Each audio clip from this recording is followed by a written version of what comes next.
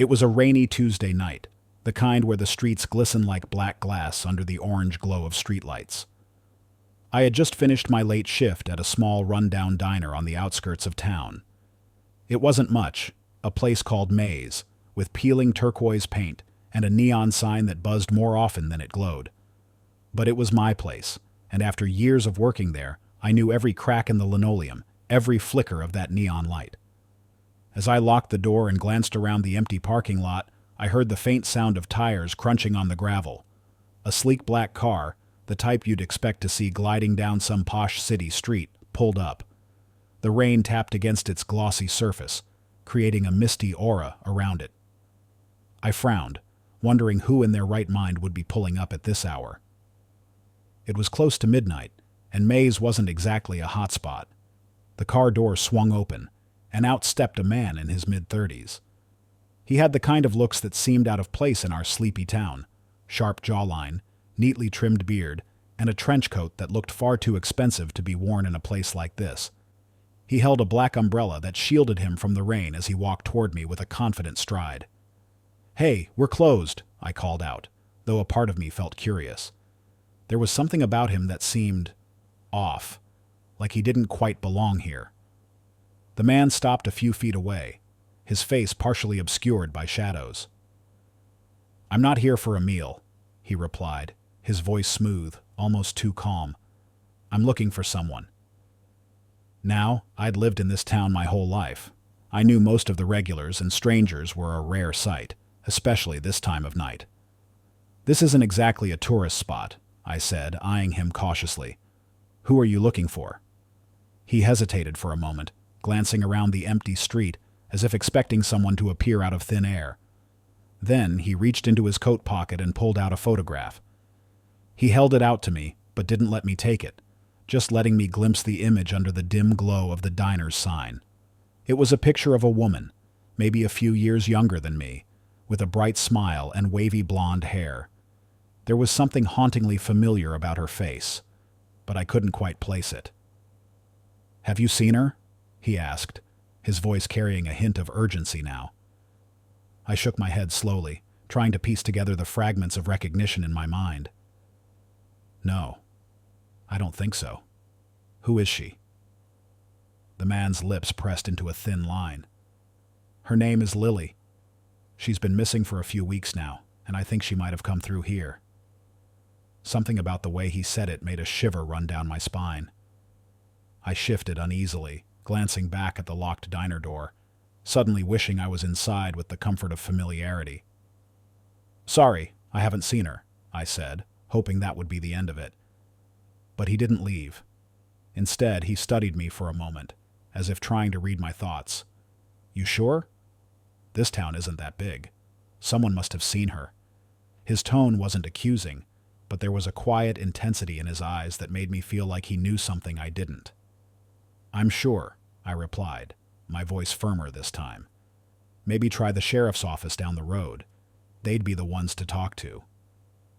He didn't seem satisfied with that answer, but he nodded and turned back to his car, the rain swallowing the sound of his footsteps.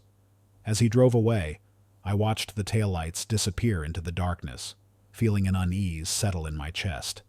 There was something about that encounter that I couldn't shake, something that felt like it should mean more than it did. I went home that night, but sleep didn't come easily. The image of Lily's face lingered in my mind, and I couldn't help but wonder why it seemed so familiar. I tried to convince myself that it was just a coincidence, that the stranger was just another lost soul looking for answers. But deep down, I knew there was more to the story. The next morning, the sun broke through the clouds, casting a warm light over the town. I tried to push the encounter from my mind as I headed back to the diner, but when I arrived, I noticed something strange. Tucked under the edge of the diner's front door was a small envelope, the kind you'd use for a personal letter. I picked it up, glancing around, but the parking lot was empty. Curiosity got the best of me, and I slipped the envelope into my pocket before heading inside.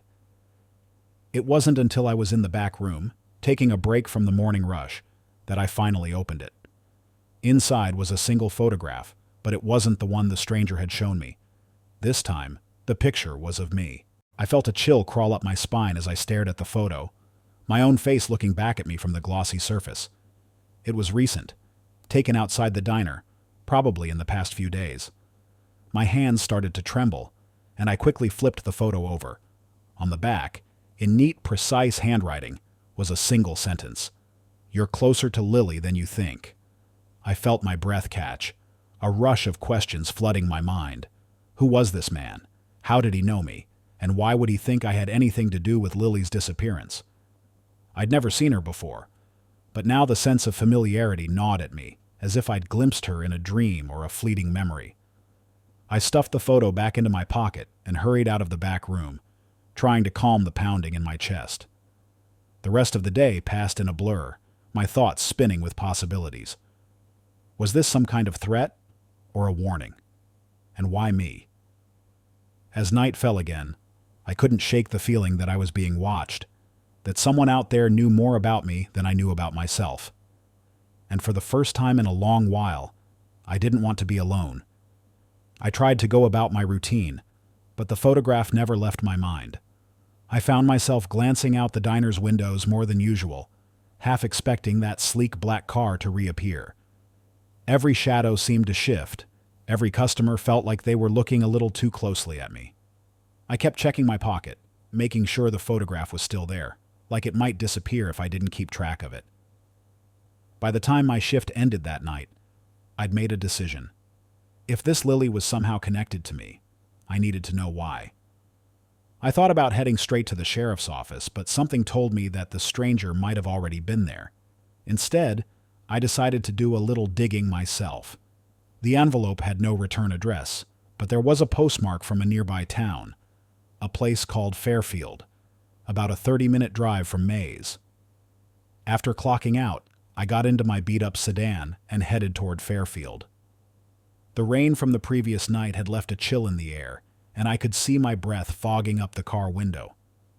As I drove through winding roads flanked by dense woods, I kept replaying the encounter with the stranger in my mind. Who was he? And what did he mean when he said I was closer to Lily than I thought?